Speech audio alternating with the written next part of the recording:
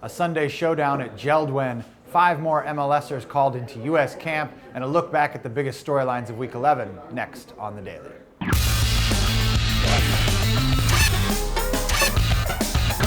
Hey everybody, happy Monday and welcome to another edition of The Daily here with Greg Lawless. I'm Nick Furshaw. We're going to start with some action from Sunday night up at Geldwen Field in Portland, where the Timbers were in action against the Chicago Fire. And Greg, a good win for the Timbers on this one. It's been a long time coming. They've been winless since April 21st. A 2-1 win over the Fire. Eric Bruner with a goal and an own goal. John Spencer's been waiting for this result. Yeah, and you can see the nervousness on the Timbers toward the end of this game. Let's not forget, they have given up several late equalizers or goals that ended up losing the game for them at Geldwen over the last couple of months, and so this was a big one. They hold on for those last 20 minutes. Chicago were pressing, they were pushing, they put on a bunch of attacking players to try and get that equalizer. Didn't come through. Troy Perkins looked very good for the Timbers in goal again, so a big win, I think, for Portland. There is something about this rivalry. The Portland Timbers are actually 3-0 against the Chicago Fire all time, so maybe if they ever need a win, they can just call up Frank Lopez and the guys. Either way, a 448-minute shutout streak snapped for the Portland Timbers. It's been a while since they scored a goal. The guy who got it was Eric Bruner in the Portland Timbers win.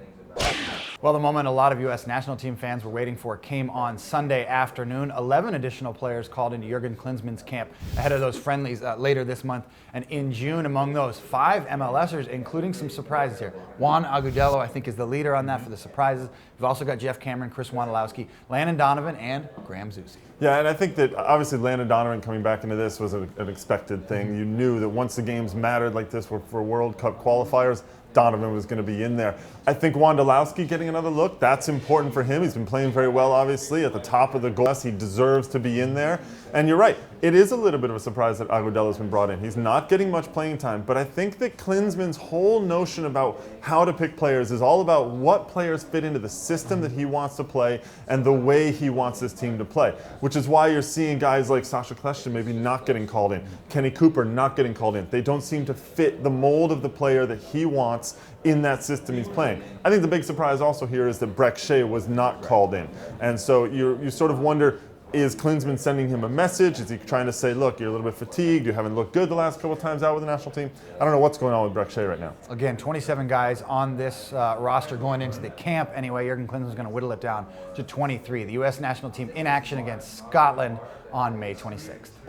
Well, Greg, a lot of storylines to look back at from Saturday's action, both the Eastern Conference and the Western Conference. So what sticks out for you? I think in the East, you have to look at New York. 5 wins in a row, and they're doing it all without Thierry Henry, and they've done it with some other players missing as well, certainly in the back line. I think Heath Pierce coming in, that solidifies the center of the back line a little bit, so it's a good pickup for them. And all the upheaval of having lost Juan Agudelo, no problem. Kenny Cooper getting on the score sheet again. So the Red Bulls now pushing up to the top of the Eastern Conference. That, to me, is the biggest one. Plus, they beat Montreal. The first loss for the Impact in Montreal all season long. And some good rivalry matches in the Western Conference as well this weekend. The start of the Cascadia Cup.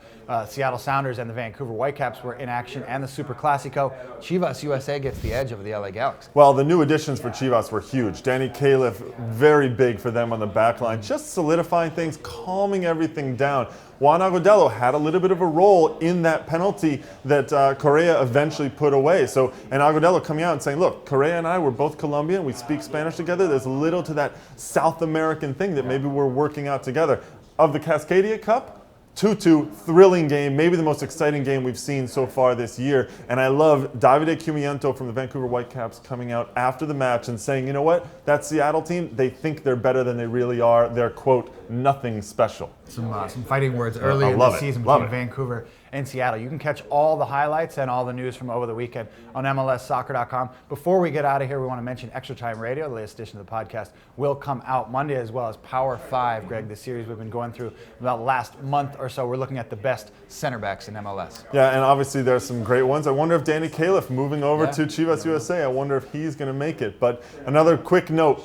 Congratulations to Herculez Gomez down at Santos Laguna, winning the Mexican Championship, the first American to win both the Mexican title and the MLS Cup. And there's a nice photo of him on MLSsoccer.com. It's sort of an Instagram photo of himself. You can find all that and the coverage of the U.S. national team and all the action from Week 11 on MLSsoccer.com.